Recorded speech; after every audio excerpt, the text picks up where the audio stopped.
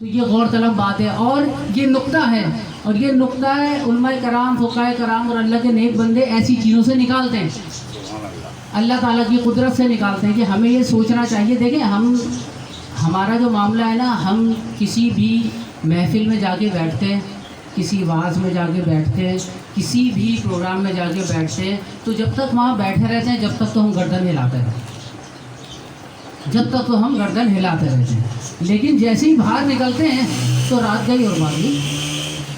اس کا ذرا سا بھی اثر اگر کوئی لے کے چلا جائے تو میں یہ سمجھوں گا کہ ہم کامیاب ہو گئے یہاں بیٹھنا۔ کوئی ایک بات بھی، آج ایک بات کا تہیہ کر لیں کہ رمضان میں کم از کم یار میں جھوٹ نہیں بولوں گا، جتنا ہی بے عزت ہونا پڑے، کیونکہ آقا علیہ الصلوۃ والسلام کو قول یاد رکھیے، آقا علیہ الصلوۃ والسلام فرماتے ہیں کہ اگر تمہیں کسی اسلامی کام کو کرنے کے سلسلے میں بے عزتی پیش آئے تو قیامت کے دن مجھ سے عزت لے لینا۔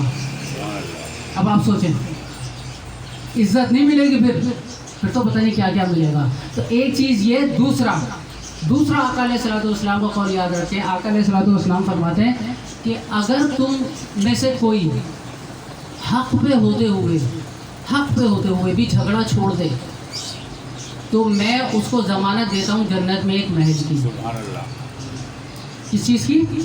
ایک محل کی۔ حق پہ ہوتے ہوئے، ہم تو ناحق بھی لڑ رہے ہوتے ہیں نا، ہم تو ناحق بھی لڑ رہے ہوتے ہیں۔ جیسے گاڑی میں جانا ہے، ہلکا سا پیچھے نے ٹچ کر دیا، نئی گاڑی ہے، فوراً اتر کے آ جائے گا، وہ پہلے گاڑی کو دیکھے گا، اب وہ دوسرا بیچارہ جس سے لگ گئی ہوگی نا، وہ سہما ہوا بیٹھا ہوگا، اب یہ کیا کرے گا میرے ساتھ، پہلے گاڑی کو غور سے دیکھے گا، جب دیکھے گا گاڑی میں کچھ ہلکا سا بھی ڈینٹ نظر آ گیا تو پھر شروع ہو ہاتم بھائی، گالم گلوچ اور یہ اور وہ۔ اسی طریقے سے ہر آدمی کا ایک لیول ہے۔ مثال کے طور پہ میں ایک مثال دے رہا ہوں کہ اگر کوئی شخص پکڑا جاتا ہے کسی پروجیکٹ میں، کوئی شخص پکڑا گیا، چور پکڑا گیا کسی گھر میں، اور اس محلے کے سارے آدمی اتفاق سے گھر میں تھے، اتوار کا دن تھا، اب وہ چور پکڑا گیا، کیا ہوگا؟ ماریں گے تو الگ، منہ سے کیا نکلے گا؟ کوئی تیری یہ، کوئی تیری وہ، کوئی تیری وہ، اور اس کو مار کے۔ بھائی آپ کیا کر رہے ہیں یہ سوچیں، آپ اپنی زبان خراب کر رہے ہیں، اپنے اعمال خراب کر رہے ہیں۔ ہمارے یہاں یہ بن گیا ٹرینڈ، یہ ٹرینڈ بن گیا ہے کہ جو کچھ ہم کر رہے ہیں وہ صحیح ہے۔ اصل میں ہمارے یہاں ٹرینڈ یہ بن گیا ہے، ہم نے اسلام کو جو ہے نا وہ ایک سلیکٹیو سمجھ لیا ہے کہ جو چیز ہمیں آسان لگ رہی ہے نا وہ یہ اسلام کہتا ہے، جو چیز ہمیں آسان لگ رہی ہے، اور جو چیز ہمیں مشکل لگ رہی ہے وہ ہم کہتے ہیں کہ نہیں یار یہ تو ہمیں سمجھ میں نہیں آ رہی۔ جیسے کہ وہ ایک سوال میرے پاس آیا، خاتون کہنے لگی کہ بھائی وہ ایک خاتون ہے، ان سے وہ گھر میں جن کے محارم ہیں ان کے سامنے تو چلو بے پردہ رہتی ہیں، تو غیر محارم ہیں ان کے سامنے بھی، بھائی کے دوست ہیں، چچا ان کی خالو ہیں، تایا ہے وغیرہ، ان کے سامنے بھی بے پردہ گھومتی ہیں۔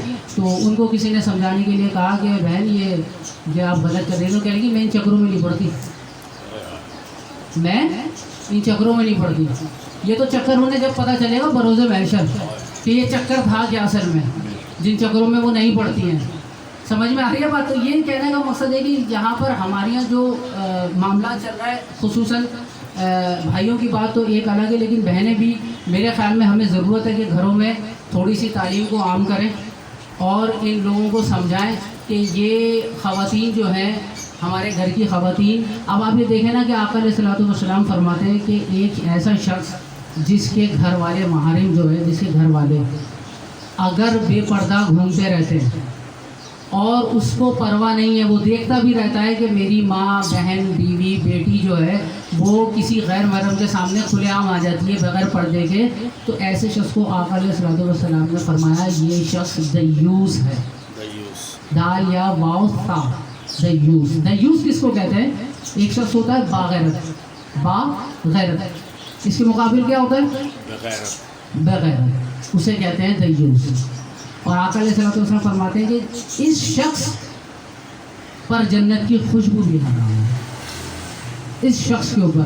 آپ دیکھیں ایک ایسا شخص، ورنہ ہمارے یہاں کیا ہے، ہمارے یہاں جو خواتین ہیں انہوں نے ایک اتنا زبردست ماحول کریٹ کیا ہوا ہے کہ بیچارہ ایک شخص اگر کہنا بھی چاہے تو وہ ڈرتا ہے، وہ ایسی چیلوں کی طرح جھپٹیں گی اس کے اوپر۔ اور پھر دوسرا اس میں اس کا اپنا فالٹ بھی ہے۔ میں یہ کہتا ہوں سب سے پہلے انسان اپنے آپ کو صحیح کرے۔